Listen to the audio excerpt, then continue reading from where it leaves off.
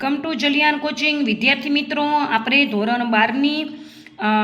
ધોરણ બારના શેરમૂડીના પ્રકરણનો આપણે અસાઇનમેન્ટનો દાખલા નંબર 46 સોલ્વ કરીશું. આ દાખલો સબ ઓડિટર, સબ એકાઉન્ટન્ટના વિદ્યાર્થીઓને અને ટાટેચેસના વિદ્યાર્થીઓને હેલ્પફુલ થઈ શકે એવો છે અને આઈએમપી દાખલો છે. વિદ્યાર્થી મિત્રો, તો વિડીયો તમે જરૂરથી એન્ડ સુધી જોજો. એક્ઝામમાં પૂછાઈ શકે એવા છે. સબ ઓડિટરના વિદ્યાર્થીઓને શેરમૂડીનો દાખલો રોકડા માર્ક્સ લઈ દે એવો છે.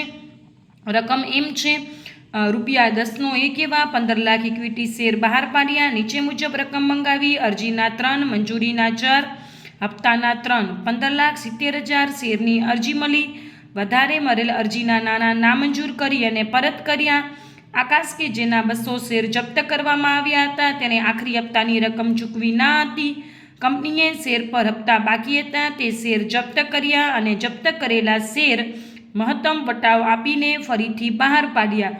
ઉપરોક્ત વ્યવહારોની કંપનીના ચોપડે જરૂરી આમનોંધ પસાર કરો.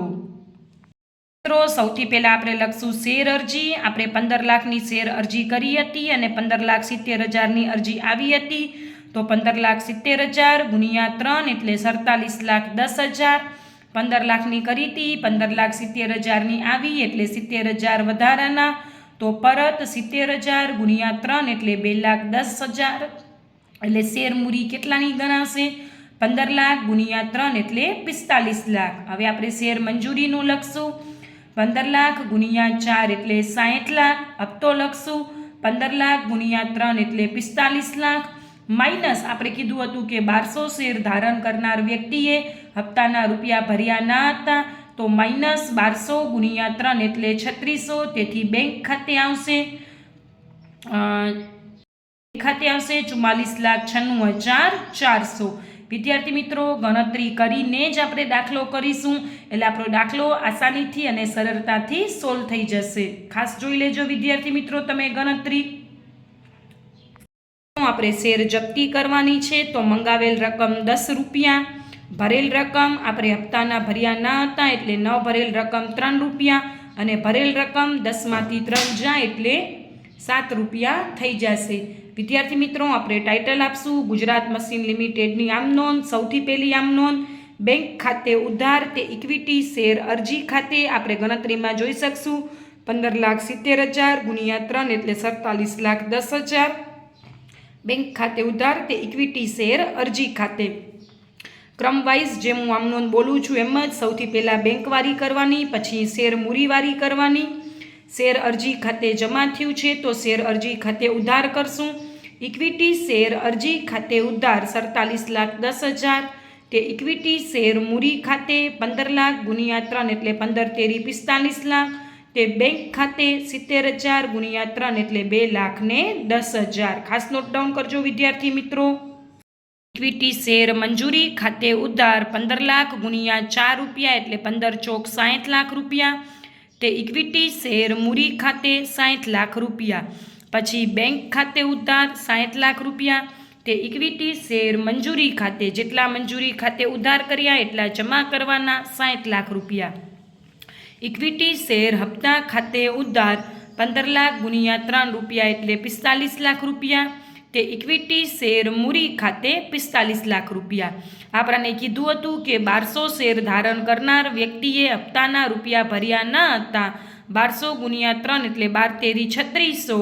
45 લાખમાંથી 3600 જવા દેવાનું એટલે 44,96,400 રૂપિયા આવશે.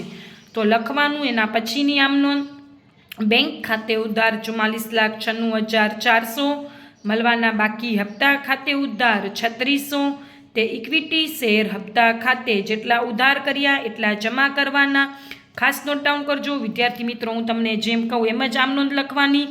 સૌથી પહેલો હપ્તો મંગાવવાનો, પછી બેંકવાળી આમ નોંધ લખવાની. ખાસ નોટ ડાઉન કરજો વિદ્યાર્થી મિત્રો. હવે આપણે શેર જપ્તીની આમ નોંધ કરશું. ઇક્વિટી શેર મૂડી ખાતે ઉધાર. શેર મૂડી ખાતે કઈ રકમ હંમેશા ઉધાર કરવાની? તમે મને જરૂરથી કમેન્ટ બોક્સમાં આન્સર આપજો વિદ્યાર્થી મિત્રો. ઇક્વિટી શેર મૂડી ખાતે ઉધાર 1200 ગુણ્યા ₹10 એટલે 12,000.